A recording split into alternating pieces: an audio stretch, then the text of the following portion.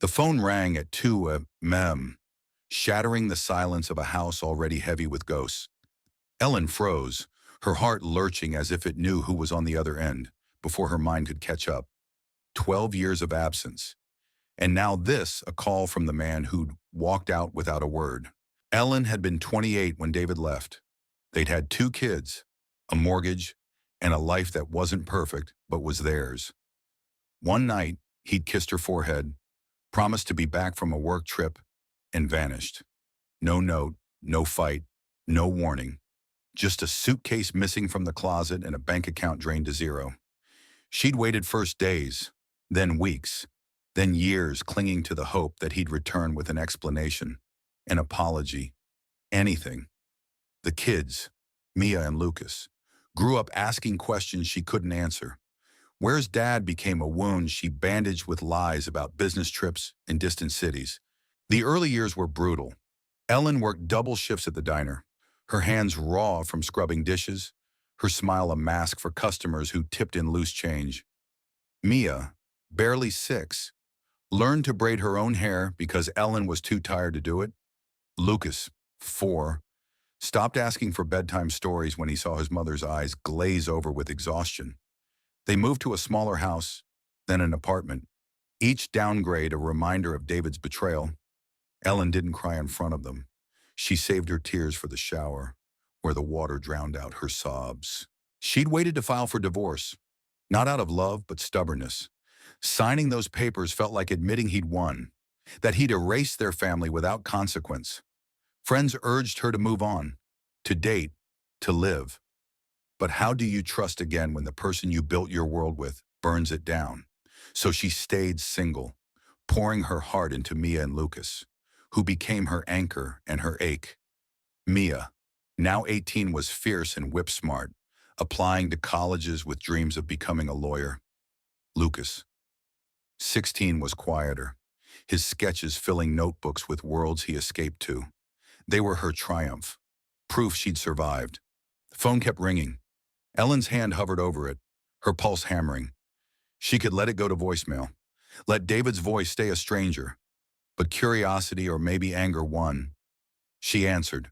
Ellen, his voice was older, rougher, but unmistakably his. It's me. Her throat tightened. You don't get to call me at 2, Mom. You don't get to call me at all. I know, he said, and there was a tremor in his words. I messed up. I need to see you. I'm back in town. Back. She laughed, a sharp, bitter sound.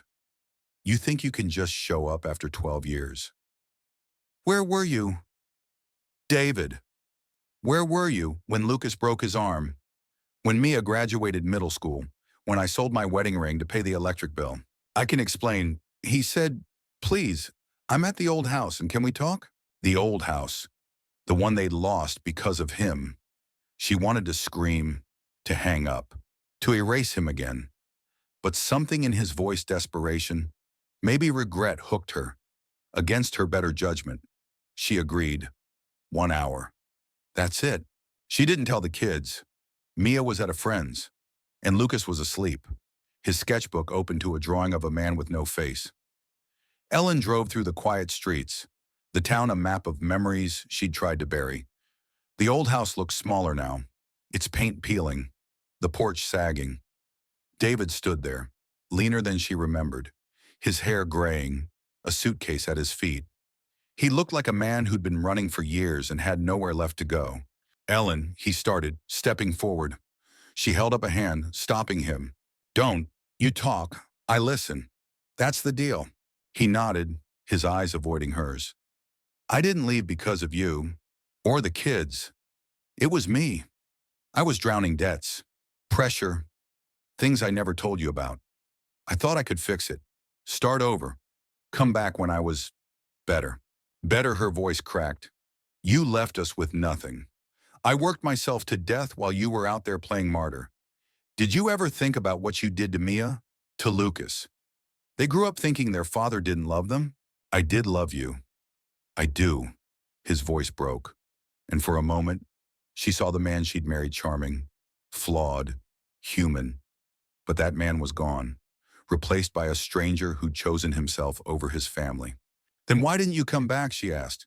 Quieter now, the fight draining out of her. "I was ashamed," he said. "I got caught up in things, bad deals, worse people. I kept thinking I'd make it right, but the years just slipped away. I'm here now because I'm sick. Ellen, cancer. I don't have long." The word hit like a punch. Cancer. She wanted to feel nothing, to let his pain be his own. But a part of her, the part that had loved him once, ached. Not for him, but for the life they might have had. "What do you want from me?" she asked. "I want to see them. Mia and Lucas. I want to make things right before it's too late." She stared at him, the man who'd broken her world and now asked to borrow it back. Her first instinct was to protect her kids, to shield them from this ghost who'd hurt them once and could hurt them again. But Mia and Lucas weren't children anymore. They deserved to choose for themselves. "Come to the apartment tomorrow," she said finally. "But you don't get to decide what happens next." They do. The next morning, Ellen sat her kids down. Mia's eyes narrowed, her arms crossed, already building walls. Lucas looked pale, his fingers tracing the edge of his sketchbook. Ellen told them everything: David's call, his return, his illness. She didn't sugarcoat it. "I don't want to see him," Mia said, her voice hard. "He doesn't get to waltz back in like nothing happened." Lucas was silent, his eyes distant. "I want to know why," he said at last. "I want to hear it from him." That evening, David came. The apartment felt too small, the air thick with unspoken words. Mia stayed in her room, refusing to come out. Lucas sat across from David, his sketchbook closed, his gaze steady. Why, Lucas asked, the question simple but heavy. David told his story: debts, fear, shame, a life on the run that led nowhere. He didn't ask for forgiveness, only understanding. Lucas listened, his face unreadable.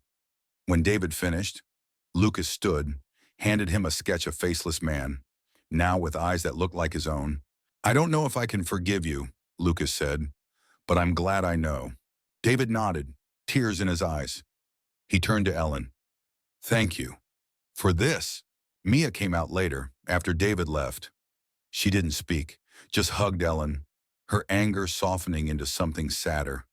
Over the next weeks, David visited when the kids allowed it. Mia kept her distance, but Lucas met him a few times, asking questions, filling in the blanks of a childhood shadowed by absence. David never asked for more than they were willing to give. Ellen filed the divorce papers a month later. It wasn't about revenge, it was about closing a chapter. She felt lighter, not because David was gone, but because she'd stopped waiting. The kids were healing, each in their own way. Mia threw herself into her studies, her fire undimmed. Lucas drew more, his sketches brighter, less haunted. David passed away 6 months later. He left a letter for each of them, delivered by a friend. Ellen's read simply: "You were always stronger than me. Thank you for raising our kids to be better than I was." Mia burned hers without reading it. Lucas kept his, unopened, in his sketchbook. Ellen stood on her balcony one night, the stars clear above the town. She thought about love, loss, and the messy resilience of family. She'd carried them through the worst of it, and now they were building something new. Not perfect, but theirs. What do you think? Should Ellen have let David see the kids? Was it right to give him a chance to explain? Or should the past have stayed buried? Share your thoughts. End.